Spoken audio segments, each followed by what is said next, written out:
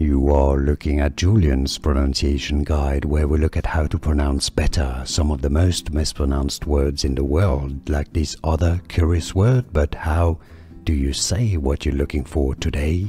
We are looking at how to pronounce these words, as well as how to say more interesting but often confusing words in English that many mispronounce, so make sure to stay tuned to the channel. How do you say it?